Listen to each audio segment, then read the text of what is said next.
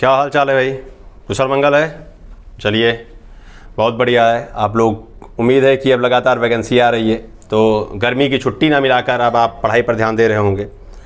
और मैं पूर्ण रूप से आश्वस्त हूँ कि आप इतनी मेहनत कर रहे होंगे कि आप सफलता अवश्य पाएँ।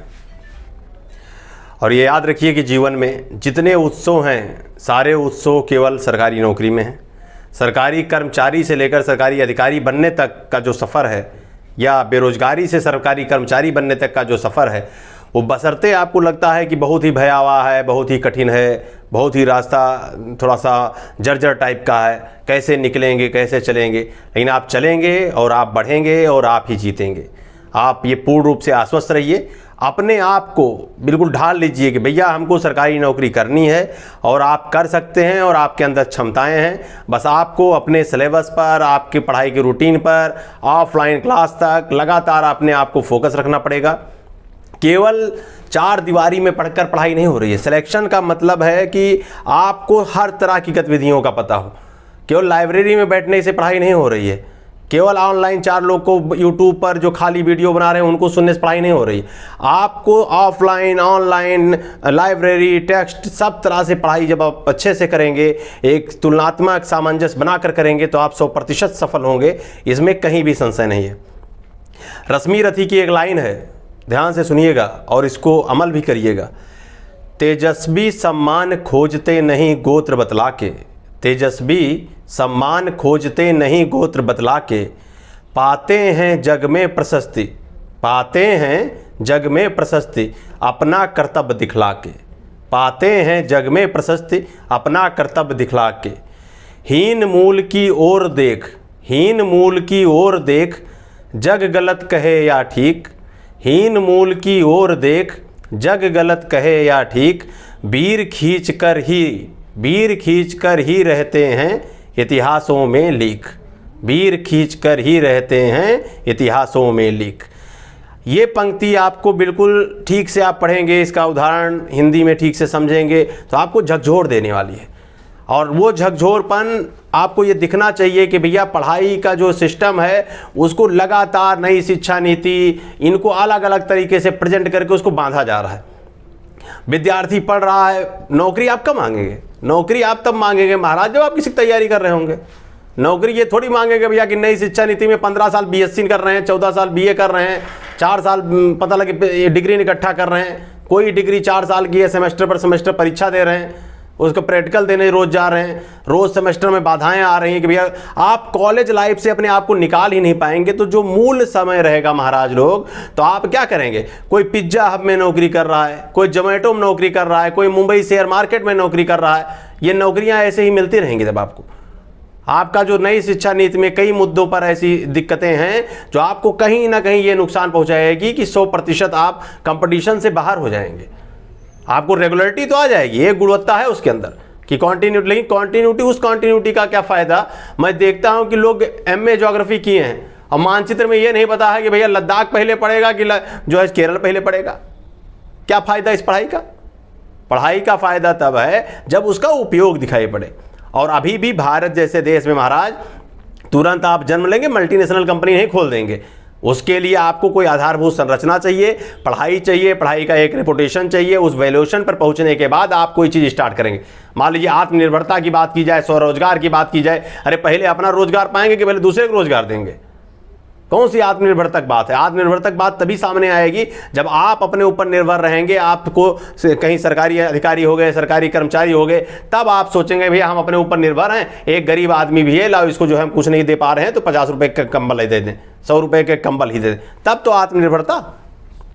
उस तरह से बेरोजगारी में पूरा जीवन बीता जा रहा है, उसमें कौन सी आत्मनिर्भरता आप दिखाएंगे कि हम आत्मनिर्भर हैं, अपने आप खाना खा लेते हैं, ये आत्मनिर्भरता रहेगी? इस आत्मनिर्भरता को लेकर क्या करेंगे? आत्मनिर्भरता का मतलब है कि आप भी अपने ऊपर निर्भर रहें, आपके 4 परिवार सदस्य भी निर्भर रहें और उनके बल पर भी कुछ लोगों को रोजगार मिल जाए। इसको आत्मनिर्भरता कहते हैं। और ये आत्मनिर्भरता दिवा स्वप्न देखने से नहीं आएगी। स्वरोजगार के अवसर उत्पन्न होंगे, भैया कहाँ से उत्पन्न होंगे?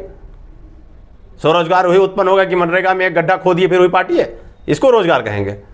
रोजगार का मतलब है कि या तो कोई ऐसा रेनोवेशन हो कि भैया हमारा क्षेत्र बढ़ने जा रहा है, हम धीरे धीरे जनसंख्या शिफ्ट करेंगे और नए द्वीप पर नए जगह कमांड करेंगे और नया एरिया डेवलप करेंगे और खूब विकास करेंगे। मूल बात क्या है, उससे लोगों को भटकाया जा रहा है। जो विद्यार्थी हैं उनको भी समझने की जरूरत है। खैर बहुत ज़्यादा दोष किसी का नहीं है इसमें, स्वयं विद्यार्थी का। मैंने कई बार कहा कि आपको अपना रिप्रेजेंटेशन इस तरह से देना चाहिए कि एक एक बात उसमें क्लियर हो जाए। सबसे महत्वपूर्ण है आप, आपके माँ बाप, इसके अलावा चौथा व्यक्ति ऐसा नहीं है जो आपकी सफलता चाहता हो। और आप रिप्रेजेंट अपने आप को क्या कैसे करते हैं, मैंने कई बार, जैसे जो थोड़ा बहुत भी रामचरितमानस पढ़े होंगे उनको ये पता होना चाहिए कि भाई भगवान जो हनुमान जी थे, बजरंगबली थे, इधर ज्येष्ठ माह चल रहा था, खूब हम लोग भंडारा मनाए। और कई लोग एक रामचरितमानस की लाइन नहीं जानते होंगे, भंडारा खूब तगड़ा चला। चलिए ये भी आत्मनिर्भरता है कि जो बेचारे दिन भर का भोजन नहीं पा रहे थे वो भी भोजन पा गए। लेकिन सबसे अच्छी खास बात क्या है कि जब इंस्टीट्यूशन इंपॉर्टेंट होता है तो उसमें भगवान राम जब पहुंचते हैं लंका और उनसे माता सीता जी पूछती हैं कि भाई कौन हैं आप, आपको मैं नहीं जानती।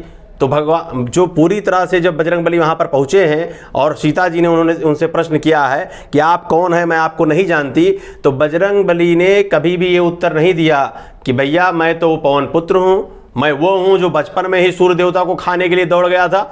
उन्होंने जवाब क्या दिया कि रामदूत में मातु जाने की। उनका जवाब सुनिए कि मतलब वो जिसके हैं उसी में रम गए। मतलब ये मेरा इंडिकेशन है कि आप कंपटीशन के हैं तो कंपटीशन में ही रम जाइए, एकेडमिक भावनाओं के साथ खेल मत करिए, झूठे आत्मनिर्भर बनने और स्वरोजगार के अवसर मत ढूंढिए, इस तरह पढ़िए कि सरकारी नौकरी मिल जाए।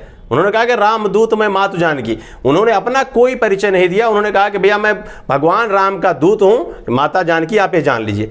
और कसम आज के लोग कैसे खाते हैं, भैया हमको पति की कसम, हमारे प्रेमी की कसम, हमारे माता पिता की कसम।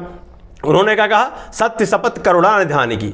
मतलब कसम भी किसकी खा रहे हैं, तो भगवान राम की ही खा रहे हैं। मतलब उनके लिए जो व्यक्ति हैं वो उनके लिए सबसे महत्वपूर्ण है इंस्टीट्यूशन।